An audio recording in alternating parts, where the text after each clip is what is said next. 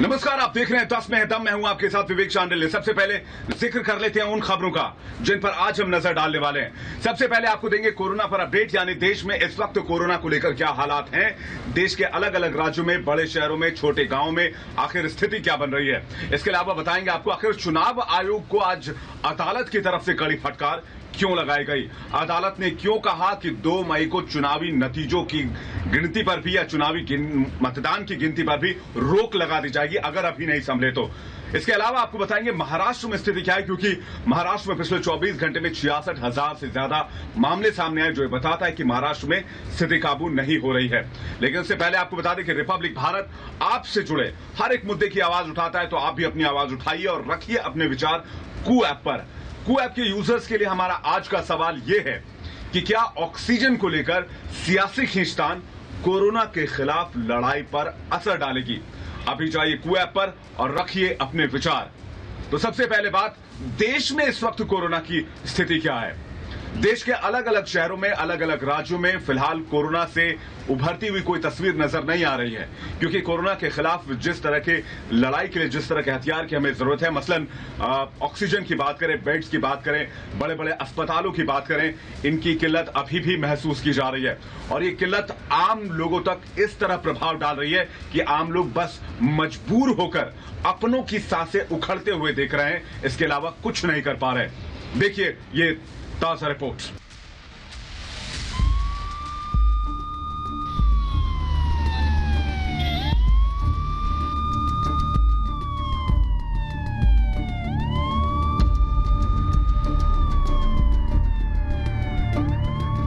दर्द से बिलखते इस शख्स को गाड़ी, घोड़ा, बंगला, मोटर, नौकरी, इनमें से कुछ भी नहीं चाहिए।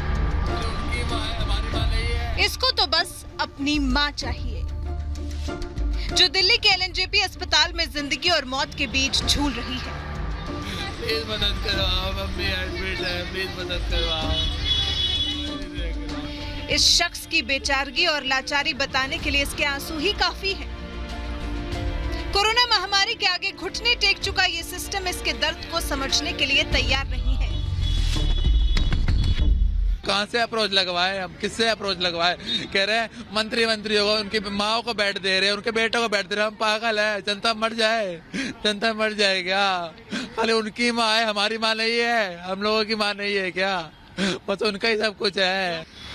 कोई अपनों की जान बचाने के लिए सड़े सिस्टम के सामने सिसक रहा है, तो कोई अपनों की जान गंवाने के बाद बेबस हो चला है।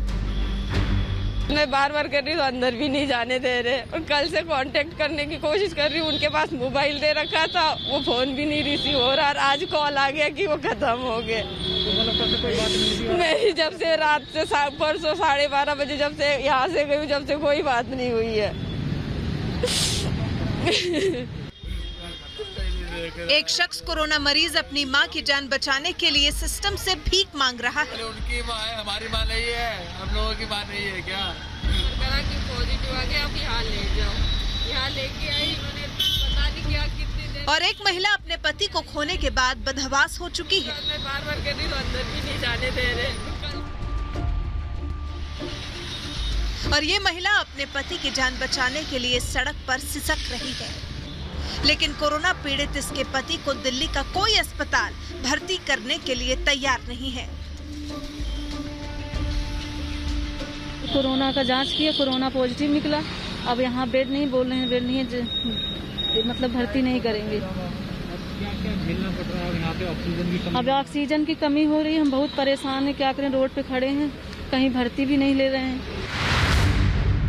राजधानी दिल्ली में कोरोना महामारी से हाहाकार मचा हुआ है।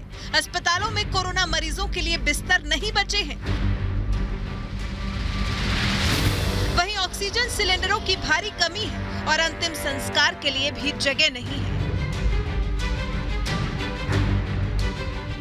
दिल्ली के धर्मशिला अस्पताल में ऑक्सीजन की कमी हो जाने से अफरा तफरी मच गई थी, लेकिन दिल्ली पुलिस ने हरियाणा के बल्लभगढ़ से ऑक्सीजन के 20 सिलेंडर ग्रीन कॉरिडोर के जरिए पहुंचाए, जिससे हलक में अटकी तमाम मरीजों की जान बच सकी।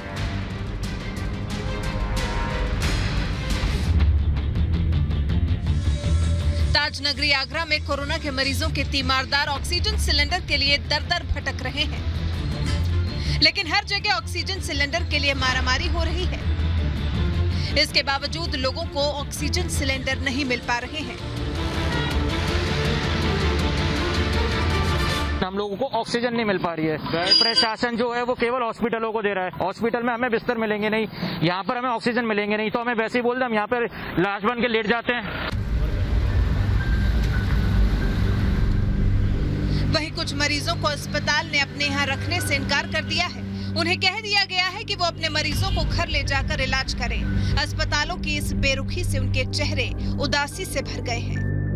हॉस्पिटल वाले कह रहे हैं कि घर ले जाओ मरीज को, घर के लिए सिलेंडर उन्होंने हॉस्पिटल वालों ने अरेंज भी कर दिया। सिलेंडर तो गैस नहीं मिल रही भैया, क्या करूंगा मैं?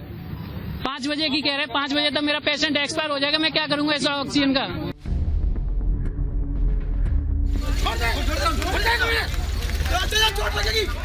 अफरा तफरी और गहमा गहमी की ये तस्वीरें मेरठ के KMC हेल्थ सिटी की हैं। इस अस्पताल में जब सिर्फ 15 मिनट की ऑक्सीजन बची थी, तब मरीजों के तीमारदारों से कहा गया कि वो अपने पेशेंट को घर ले जाएं। अस्पताल के इस ऐलान से तो तीमारदारों के होश उड़ गए। 15 मिनट पहले इन्होंने अनाउंस कर दिया अपना पेशेंट ले जाओ, हमारे पास बैकअप नहीं है, केवल 15 मिनट का बैकअप है। 15 मिनट आपके पेशेंट को हम जीवित रख सकते हैं, इसके बाद हमारी कोई जिम्मेवारी नहीं है। ऐसे कैसे कह सकता है एक हॉस्पिटल? यही नहीं, पीड़ितों का आरोप तो ये भी है कि अस्पताल के खिलाफ आवाज उठाने पर उन्हें गुंडों से पिटवाया जा रहा है। इनसे पूछी तो गुंडे खड़े कर रखे, रजिस्टर्ड गुंडे खड़े कर रखे हैं। बाउंसर पीटने लगे तीमारदारों को, कई तीमारदार पीटे इन्होंने। प्रशासन कुछ नहीं कर रहा इस मामले में। नर्स की जरूरत है, स्टाफ की जरूरत है, ये गुंडे क्यों खड़े कर रखे?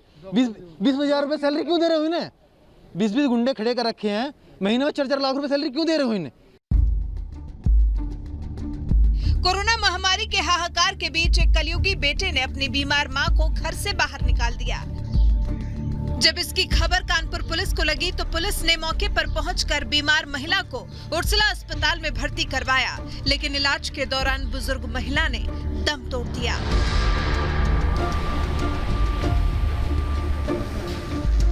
जहां इस महामारी से डरे लोग अपनों को बचाने के लिए जंग लड़ रहे हैं, वहीं एक बेटे ने अपनी बीमार मां को घर से बाहर निकालकर इस पवित्र रिश्ते को दागदार कर दिया।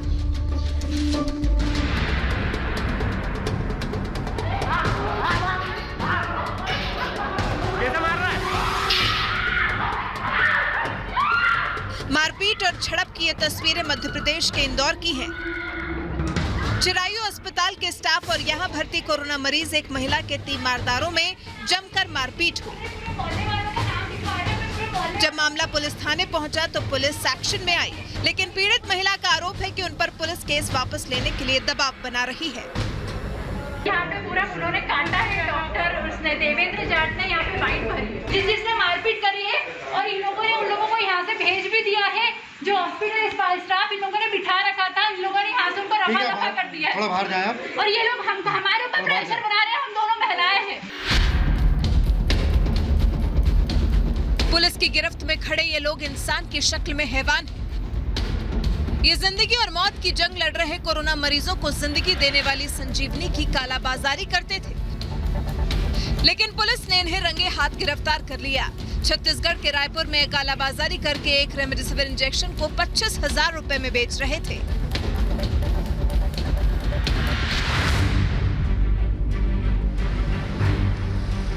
छत्तीसगढ़ ही नहीं, मध्य प्रदेश में भी संजीवनी की धड़ल्ले से कालाबाजारी हो रही है। अभी कुछ दिन पहले ही रिपब्लिक भारत ने दिखाया था कि छत्तीसगढ़ में रेमडेसिविर इंजेक्शन को कैसे चोरी छिपे बेचा जा रहा है। अब इंदौर में रेमडेसिविर इंजेक्शन की कालाबाजारी ही नहीं बल्कि नकली इंजेक्शन भी बेचे जा रहे हैं। फिलहाल पुलिस 2 लोगों को गिरफ्तार करके पूछताछ कर रही है।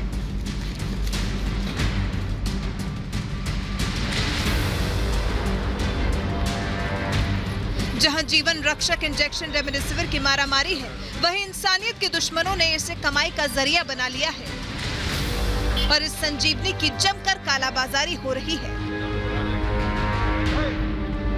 जालंधर पुलिस को सूचना मिली कि MGK मेडिकल सेंटर का एक कर्मचारी इस इंजेक्शन की कालाबाजारी कर रहा है। इसके बाद पुलिस ने जाल बिछाकर एक शख्स को गिरफ्तार कर लिया।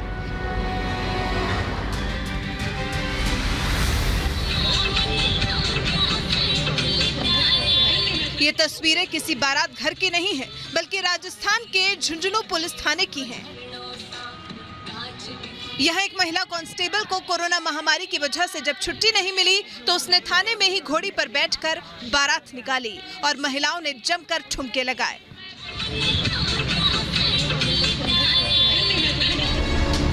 जहां एक तरफ अस्पतालों में बिस्तर की कमी, वहीं दूसरी तरफ ऑक्सीजन सिलेंडर के लिए मारामारी। कहीं कोरोना का कोहराम तो कहीं हे राम हे राम। ये दृश्य अब इतने डराने लगे हैं कि फेल हो चुके सिस्टम की सिसकी में आम आदमी की आवाज गुम सी हो गई है। Bureau report, Republic Bharat. और अब बात करते हैं अगली खबर की। क्या बंगाल समेत जिन 5 राज्यों में चुनाव हो रहे हैं, आप भी ये मानते हैं कि वहां पर कोरोना को बढ़ने के लिए चुनाव आयोग जिम्मेदार है? आज अदालत की ऐसे ही सख्त टिप्पणियों के बाद चुनाव आयोग बैकफुट पर आ गया। यहां तक कि चुनाव आयोग को यह भी अदालत ने कहा कि अगर मामले नहीं संभले तो 2 मई को नतीजों पर भी रोक लगाई जा सकती है।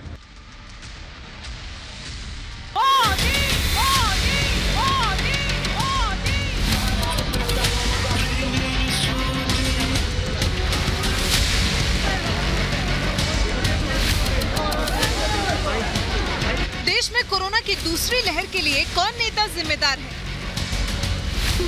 ये कहना तो बेहद मुश्किल है। लेकिन पिछले 2 महीने से देश का हर जागरूक शख्स एक सवाल तो जरूर पूछ रहा है कि क्या कोरोना महामारी से जुड़े वायरस को चुनाव से खींच है? क्या वो किसी चिढ़ की वजह से चुनावी राज्यों में अब तक दस्तक नहीं दे रहा? इन सर्वव्यापी सवालों पर तो चुटकुले तक बन गए, लेकिन ऐसे चुटकुले पढ़ने वालों को अब गुस्सा आ रहा है, क्योंकि सभी चुनावी राज्य खासकर बंगाल में कोरोना वायरस कहर बरपा रहा है। पिछले 24 घंटे में कोरोना संक्रमण के करीब 16,000 नए मामले सामने आए हैं। चुनावी उन्माद के बीच बंगाल में संक्रमण की वजह से 57 मरीजों की मौत हो चुकी है।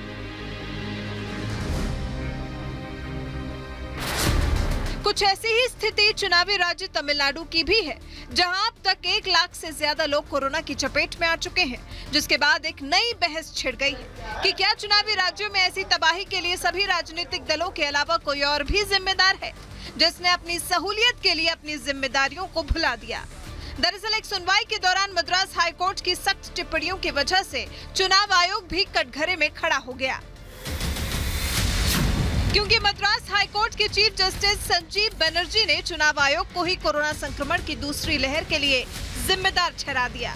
चुनावी राज्य खासकर तमिलनाडु में कोरोना संक्रमण की वजह से खराब होते हालात के बीच मद्रास हाईकोर्ट ने चुनाव आयोग के खिलाफ सख्त रुख अपनाया। मुख्य न्यायाधीश संजीव बनर्जी ने यहां तक कह दिया कि चुनाव आयोग के अधिकारियों के खिलाफ हत्या के आरोपों में मुकदमा दर्ज होना चाहिए। इसके बाद मद्रास हाईकोर्ट ने 2 मई को होने वाली मतगणना को लेकर भी सख्त चेतावनी जारी की। हाईकोर्ट ने साफ कहा कि चुनाव आयोग को 2 मई को हर हाल में कोरोना प्रोटोकॉल का पालन करवाना होगा। इसके लिए बाकायदा इलेक्शन कमीशन के अधिकारियों को 30 अप्रैल तक एक फुल प्रूफ योजना भी कोर्ट को बतानी होगी, और अगर ऐसा करने में चुनाव आयोग के अधिकारी असफल हो जाते हैं, मद्रास हाईकोर्ट बिना वक्त गवाए 2 मई को होने वाली काउंटिंग पर रोक लगा देगा। इस दौरान मद्रास हाईकोर्ट के चीफ जस्टिस संजीव बनर्जी ने यह भी कहा कि जिंदा रहने पर ही कोई शख्स अपने लोकतांत्रिक अधिकारों का इस्तेमाल कर सकता है। दरअसल तमिलनाडु के एक प्रत्याशी की याचिका पर मुख्य न्यायाधीश संजीव बनर्जी और जस्टिस सेंथिल कुमार राममूर्ति की पीठ सुनवाई कर रही थी, जब उसने कोरोना संक्रमण के बढ़ते खतरे को लेकर चुनाव आयोग की भूमिका पर भी सवाल खड़े कर दिए। और ये सवाल सिर्फ अदालतों तक ही सीमित नहीं है, बल्कि कोरोना संक्रमण की मार झेल रहे लोगों को भी चुनाव आयोग के रुख पर आपत्ति है।